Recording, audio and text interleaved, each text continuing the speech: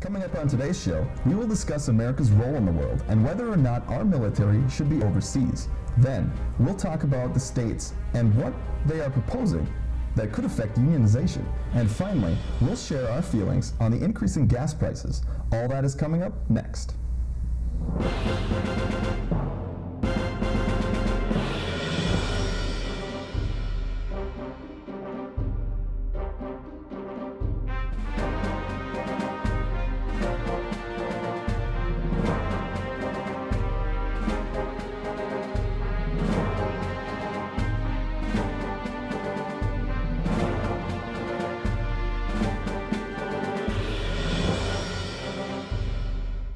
The United States has long been a dominant military power, but as time goes on, we remain involved in the affairs of other countries. Guys, what do you believe the role should be for the American military machine? I think that it's time that we just try and not piss off so many people, because I think that over the past 40, 50 years we have done a phenomenal job of making other countries mad at us. Okay. Yeah, I do think we need to stay involved, but we do have to do a better job of accepting that there are emerging powers around the world. Now, it's interesting because me personally, as time goes on, I have actually become more hawkish on my foreign policy experience. Back in the day, I probably would have been a very pro-war, Republican or neoconservative is what it's called, but as time goes on and I kind of grow up and mature more, I really understand the value of obviously human life and what it really costs to go to war. Now, granted, military spending is still a drop in the bucket compared to other things, but still expensive. But and the way I kind of see things is, would I like it if other countries came here and attacked us? If they sent a military drone without our permission into our own airspace just to kill anyone they wanted? Would I appreciate that? No. Do you guys share any similar feelings on that? I actually completely agree. I feel that Obama has way overused his use of unmanned drones. I mean, if I'm not mistaken, the numbers show that he's used the unmanned drones more than George Bush. And I think that's using an unmanned drone is still considered an act of war, and I'm surprised that Pakistan hasn't declared war on the United States. Yeah. I think one of the things we need to consider is some of these conflicts we've been in for quite a while. The 70s, we had problems in Iran before. And we're talking about almost 40 years ago for some of these issues. And so, we get caught up sometime in what one Congress or what one president can do. And really, we need to just kind of rethink some of these issues. And at the core of a lot of it seems to be the Arab-Israeli conflict. And when you have allies, you will have enemies. And so, we need to understand that and come up with some real solutions. So what role would you like to see the American, our country, what role would you like our country to play in the affairs of man? I'll let you take it first.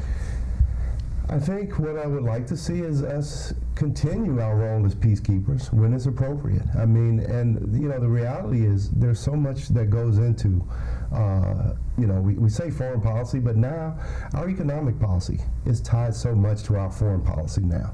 And so, when we go on this narrow path and say, well, our foreign policy, especially in Asia now, how do you have a strong foreign policy without some level of engagement? It can't all be adversarial.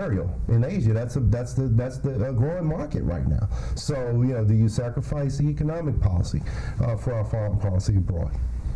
I think things are really changing, and I think warfare has really changed. No longer do we meet a standing army on the battlefield. It's now citizen war. It's a whole different type. Terrorism itself is a whole different battle. We don't know who our enemy is. We can't see them. Well, we can see them, but they're hiding among plain people and in the regular citizenry. So I think so much has changed, and I think as that goes on, you will be spending more total money or figures when trying to find these people, trying to hunt them. I mean, we're not facing another Air Force in the sky. Yeah. We're attacking them, and they're just setting up roadside bombs. It's changing paradigm. Yeah. It is. U.S. warfare has changed so much, even since Vietnam. In Vietnam, we still kind of had enemy lines, although they would, pop up in between their tunnels and stuff like that. There still kind of was an enemy line that you could somewhat define. And now, since the beginning of Iraq, now it's just gotten to the point where it's, going house to house and trying to hunt these people down, and it's, whenever the United States is on the offense, we always win. And we will always win on the offense because the United States Army and military, especially the Marine Corps, is an offensive army. Where we always win when we're on the offensive. We've never lost when we're on the offensive. But when we're on the defensive, we lack in our ability to win. And that has cost us dearly, and that's why soldiers continue to die, is because we're on the defense now. I think something that is also changing is, as time goes on, countries are getting tired of us being there. And we've now been in Afghanistan for, over 10 years. I think we've kind of seen, as recent events, that, a Quran, I believe, accidentally got burned, or it was treated improperly. And now we're seeing American soldiers die as the result of it. Countries are, especially in that area of the world, are tired of us being there. What do you guys think about that? I think, again, and just like Iran, we provided support in the Middle East to keep the Russians out years ago, and we had this ongoing conflict with Iran. We sometimes we focus on those particular issues when there's a conflict in the Middle East. And when things escalate in other countries, we get away from what's really at the core of a lot of the issues in the Middle East. And at some point, there has to be a long-term strategy.